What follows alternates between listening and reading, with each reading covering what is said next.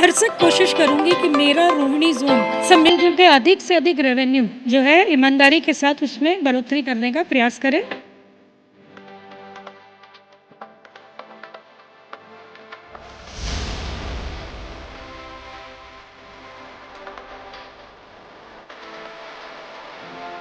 नमस्कार, दिल्ली दर्पण टीवी देख रहे हैं आप। मैं हूं आपके साथ पुनीत गुप्ता। रोहिणी जोन की कमान अब ऋतु गोयल जी ने संभाल ली है, चेयरपर्सन की, और बातचीत करते हैं उनसे। नई टीम है, नया जोश है एमसीडी के पास।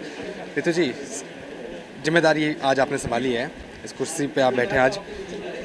चुनावी साल भी है, उसका भी चैलेंज रहेगा और कोरोना काल का भी चैलेंज रहेगा, और जिम्मेदारियाँ हैं आपके पास। डर लग रहा है कि कैसे निभाएंगे सब चीज़ें? नहीं, डर तो बिल्कुल नहीं लग रहा, लेकिन हाँ चुनौती महसूस हो रही है। चुनौतीपूर्ण माहौल तो है ही, और उस चुनौती से लड़ना है, और मुझे विश्वास भी है। मैं ये तो नहीं कहूँगी कि 100% चीज़ें कोई मैं जादू की छड़ी लेके ठीक कर दूँगी। भय की तो बात ही ना करें, बिल्कुल भय नहीं है, लेकिन हाँ चुनौतियाँ हैं जिसको मैंने स्वीकार किया है, और मैं अच्छा करने का भरसक प्रयास करूँगी। महापौर भी रहे आप, वो भी आपका जो समय है वो ज़्यादातर कोविड में चला गया। उसका भी मलाल है कि जो काम जो और करना चाहिए था वो पूरा तरीके से नहीं कर पाया। फिर देखिए, ये जो मलाल है, ये जो चुनौतियां हैं वैश्विक महामारी कोरोना के समय, ये तो सिर्फ मेरे लिए नहीं है, ये तो पूरा विश्व इससे जूझ रहा है।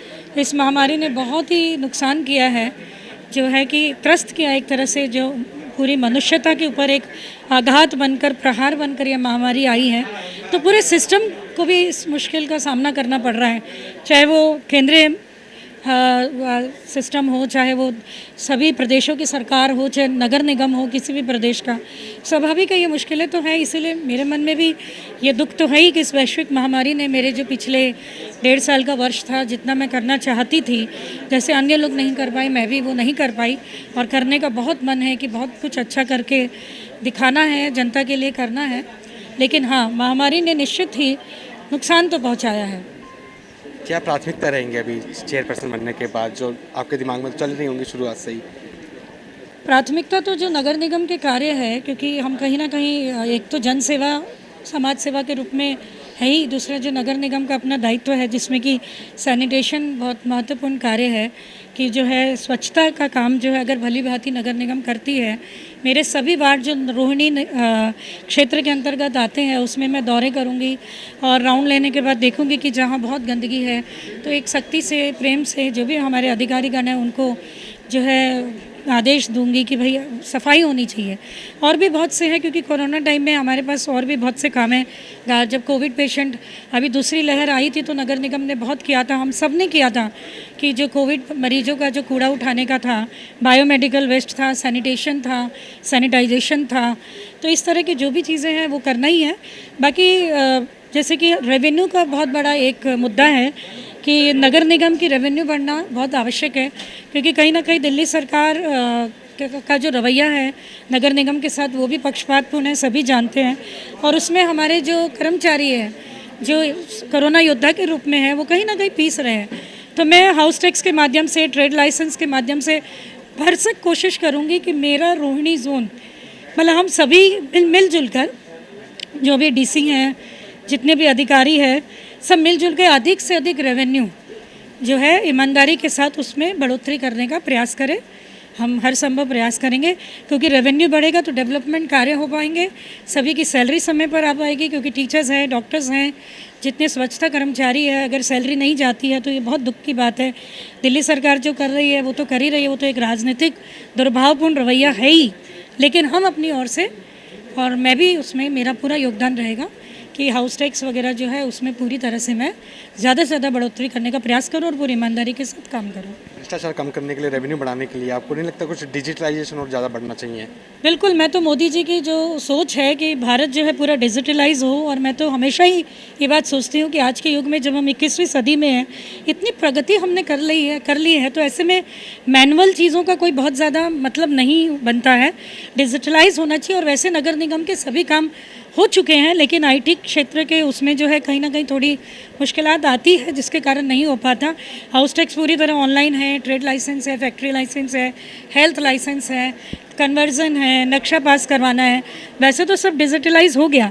लेकिन मैं फिर भी ये कहूँगी कि बहुत अच्छी तरह से जो है हमारे पोर्टल्स काम नहीं करते और मेरी बार जो है कमिश्नर साहब से बात होती है, मेरे आईटी जो एनआईसी हमारा डिपार्टमेंट देख रहा है आईटी का, उनसे भी मैं मुलाकात करती हूँ कि इतना स्मूथली हमारा सब कुछ डिजिटलाइज हो जाना चाहिए कि एक क्लिक पर, जैसे कि आज सब कुछ हम लोग एक मोबाइल पे पूरी दुनिया सिमट गई है, हर व्यक्ति के हाथ में मोबाइल है और पूरा ग्लोबलाइज हो गया है, वैसे ही नगर निगम के अंतर्गत आने वाले सभी विभाग लोग ये कहे कि वाह मज़ा आ गया, हमें कहीं किसी दफ्तर के चक्कर नहीं काटने पड़े। इससे मैन पावर बचता है, बहुत खर्चा बचता है, भीड़ बचती है और जो है काम करने का एक तरीका भी बहुत अच्छे है आधुनिक तरीके से। और हमारी प्रधानमंत्री मोदी जी का डिजिटलाइज भारत का सपना भी पूर्ण होता है, साकार होता है। क्षेत्र आपके जोन में ऐसे आने वाले हैं, किराड़ी जैसा क्षेत्र जहाँ पे हम लोग भी जाते हैं तो लोग हमें भी गड़ी आते हैं कि सफाई बहुत ही स्थिर, बहुत खराब है। ऐसे क्षेत्रों में जाएंगे आप लोग दौरा करेंगे? हाँ, मैंने बात की है। सबसे पहले मेरा जो दौरा होगा वो किराड़ी में ही होगा। 2-3 दिनों के अंदर मैं किराड़ी में अपना राउंड रखूँगी, वहाँ के मैं निगम पार्षद से बात करूँगी, पूरी टीम जाएगी। जब मैं शिक्षा समिति में थी तो वहाँ जो दिल्ली में नॉर्थ एमसीडी में 750 स्कूल है तो मैं लगातार दौरे करती थी और मुझे दुख होता था कि दिल्ली के कुछ क्षेत्र वाकई जो है वो बहुत गंदे हैं।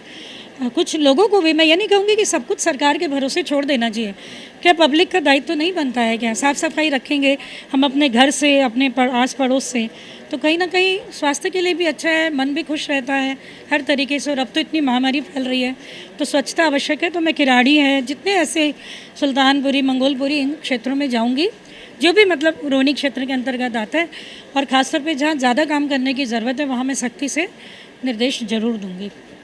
नरेला जोन का जो कल हुआ उसके बारे में देखकर लगता है कि आपके कुछ पार्षद भी आम आदमी पार्टी की या फिर भी दिल्ली सरकार के काम से प्रभावित ज़्यादा हो रहे हैं।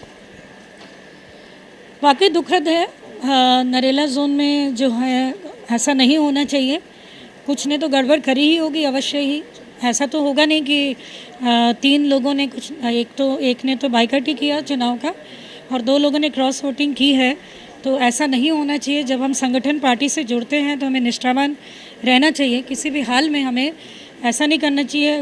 जिन्होंने भी किया है उनको ये सोचना चाहिए कि संगठन ने ही आज हमें इस दायित्व पर पहुंचाया है, किया है, तो थोड़ा सा ध्यान रखना चाहिए। और ऐसा नहीं है कि आम आदमी पार्टी की तरफ आकर्षित हुए होंगे, क्योंकि हमारे लोग, हमारे निष्ठावान लोग हैं, लेकिन कुछ कारण रहा होगा, मैं उसके बारे में बहुत अधिक नहीं कहूँगी।